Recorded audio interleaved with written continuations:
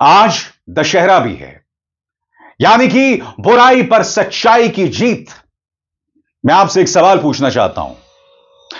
बुराई पर सच्चाई की जीत यानी भगवान श्री राम की रावण पर जीत, यानी कि रामराज्य, यानी कि अकाउंटेबिलिटी, यानी कि जवाबदेही।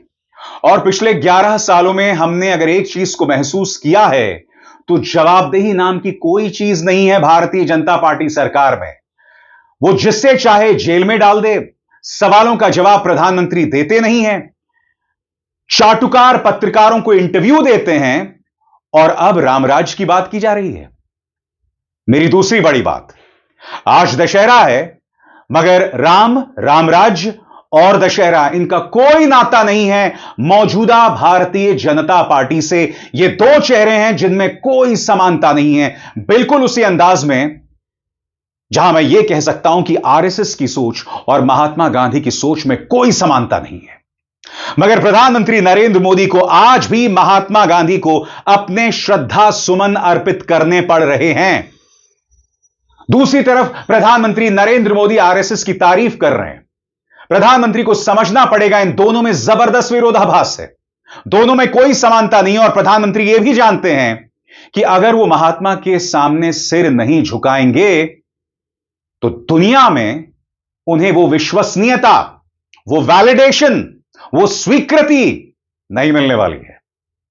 आज मैं आपके सामने आरएसएस प्रमुख मोहन भागवत, जो 75 साल के ऊपर हो गए हैं मगर रिटायर नहीं हुए हैं, प्रधानमंत्री नरेंद्र मोदी जो 75 साल से ऊपर के हो गए हैं मगर अभी भी मार्गदर्शक मंडली में नहीं गए हैं, दोनों के बयान पेश करूंगा। मैं आपके सामने रख रहा हूं सरसंघ चालक मोहन भागवत का यह बयान।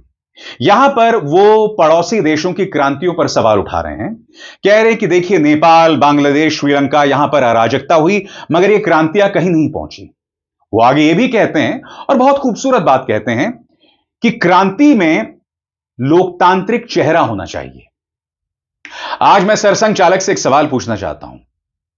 पिछले 11 सालों में हमने देखा कि किस तरह से छात्र अपनी बात निहायत ही अहिंसात्मक तरीके से रख रहे थे। हमने यह भी देखा किस तरह से किसानों का आंदोलन हुआ पूरी तरह से महात्मा के सत्याग्रह के बताए रास्ते पर।